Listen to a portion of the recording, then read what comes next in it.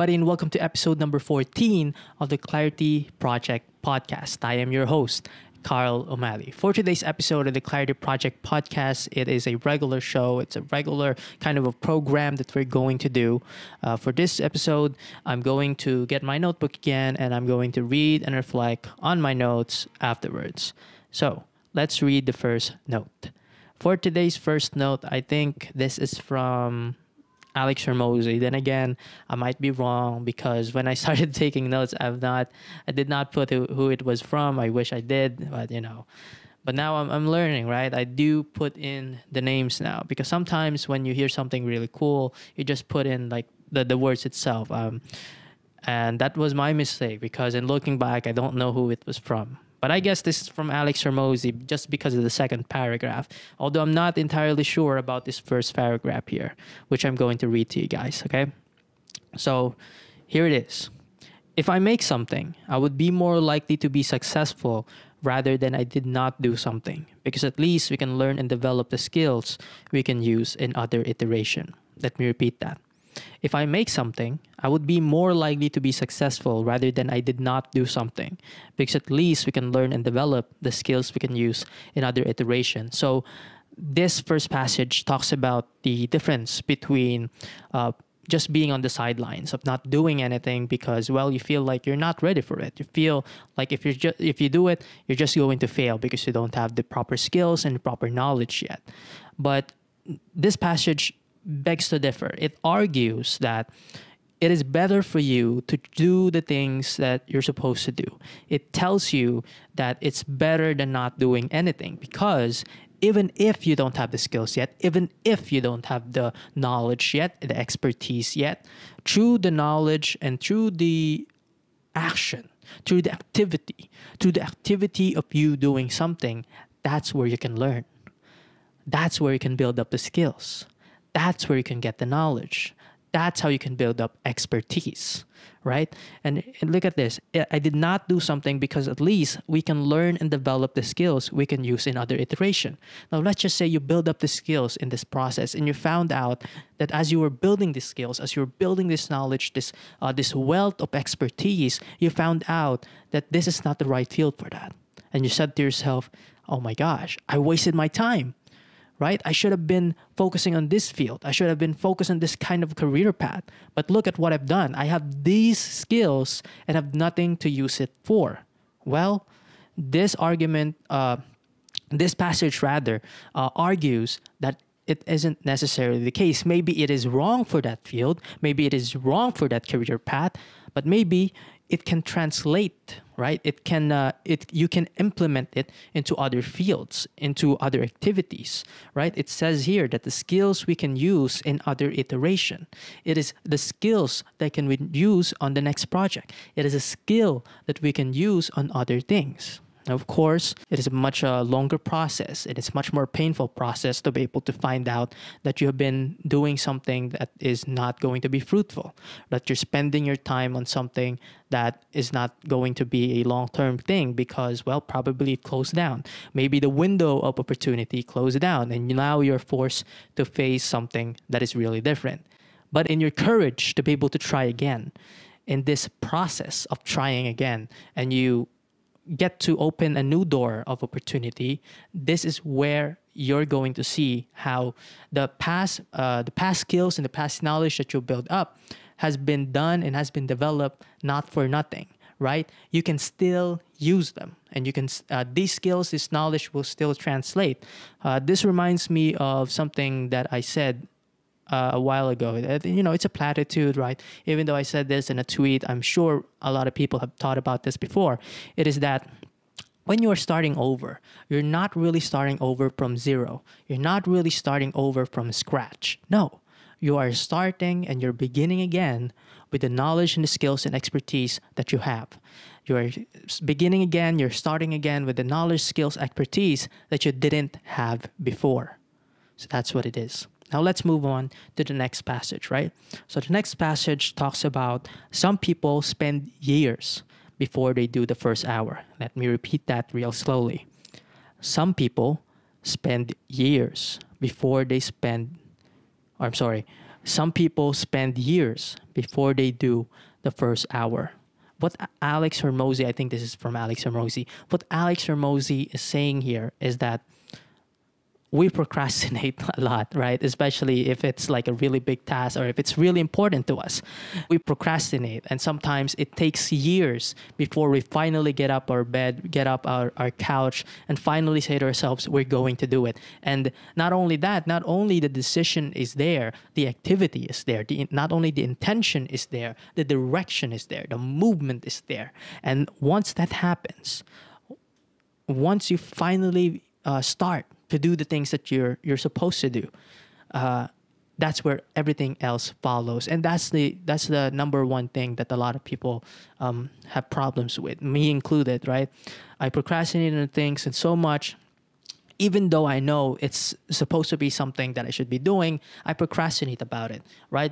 Because of numerous reasons, right? Number one, I don't think it's like the weather's not perfect. I'm not wearing the right, it's not the right time. It's not the right mood. It's not the right moment for me.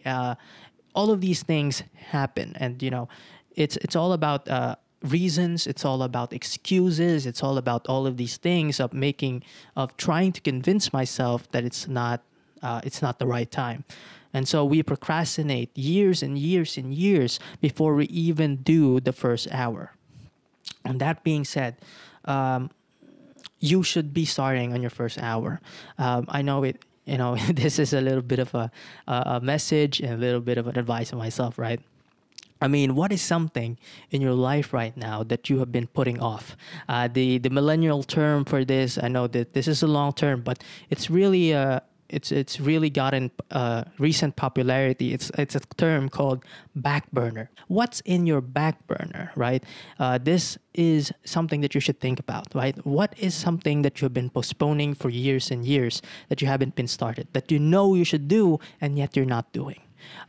This type of clarity, I think, is something that you could, it's a great way. It's great. It's a great assignment. It's a great exercise for you to get started with this, right? So let me repeat that, right? Some people spend years before they spend the first hour. So why spend years? Do the first hour today. Get the reps in, get the iteration in, get the skills in, get the knowledge in, get the mistakes in, right? It's okay. So let's read further from the passage, okay? Normalize no's. Get 100 of no's. If the no's become the goal, then they will realize that it's about the process, not the outcome. Let me repeat that. Normalize no's. Get 100 no's. If the no's become the goal, then they will realize that it's about the process, not the outcome. Okay? So here's the thing. This is Alex is saying this from perspective of sales, right? From the perspective of doing something, activities, but it can also translate to other activities as well. And he says this, that normalize no's, normalize getting 100 in, 100 per day. That's the rule. He said, do something for 100 times a day. Normalize it being the goal. And if the goal is the no, not the yes, then you give yourself permission to fail. You give yourself freedom to fail, to feel the bad feeling of no's or rejections, right? And once this becomes the goal, right, it is now more about the process. It is not about the outcome anymore. It's not about you getting the high of a yes, right? It's not about you getting the happiness, the dopamine hit of getting a yes or getting what you want, right? The reward that comes from getting what you want. If you just numb yourself, I think that there's no more term to say.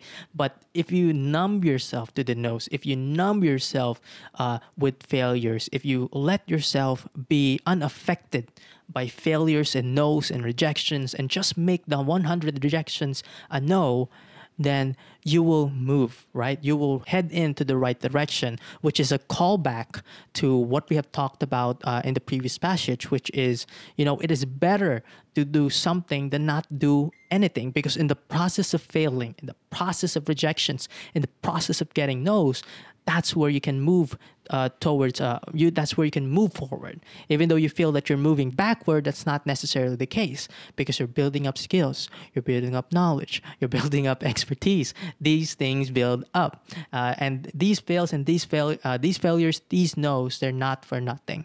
So let me read further. Right, this is the last sentence of the whole passage. Okay, so here's the thing: normalize rejections, failures, and no's. That's the final message here, right?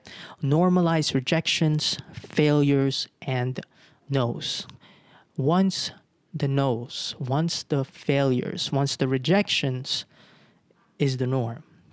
When you expect the failure, it's not necessarily that you're praying for failure. That's a different thing. When you expect failure, when you know that failure is a natural process, it's a natural occurrence, that it is perfectly normal to fail, that it is perfectly normal to receive rejections or receive no's, that's where you give yourself the permission, the freedom, and the ability to accept it. Once you accept it, you have more energy. Right? You have more energy. You are more free to be able to do the things that you want, because you're not thinking about what other people are doing, right? Other people will look at you and they say, oh my gosh, that guy has to stop. He's really bad at what he's doing. That girl, man, I don't think she knows what she's doing. But here's the thing. You know what you're doing. You know that it's a process. To them, it looks like from the outside looking in, you're failing. But the truth is, there's a process, and you know that process, and you know that you're building up for something. Even though they can't see it yet, the only thing that matters is, can you see it? Do you trust the process? Do you see the process? Do you see the growth? Each and every iteration, are they building up for something or not? So I guess that's the podcast for today, episode number 14, by the way. For everybody that's watched, my previous episodes, I like to be able to thank you guys, not only for this episode. I also like to thank you guys for, sticking around and, liking and sharing or whatnot. We are in Spotify and we are on YouTube. Right now, our Spotify listeners have grown up significantly. That's really cool. I like to be able to thank you guys for that. And by the way, if you're listening to Spotify, you could rate it whatever you want in Spotify. Right now, I think we have like 1 5-star rating. To the person who rated the podcast 5-star, don't know who you are, but thank you, man. Thank you. Or if you're a woman, yeah, thank you, man. Thank you. That's it. Again, this is also on YouTube. I also post other things on YouTube, every socials. The links is there. You could look at my website, 𝗦𝗢𝗓𝗓.com, for everything. Enough self-promotion.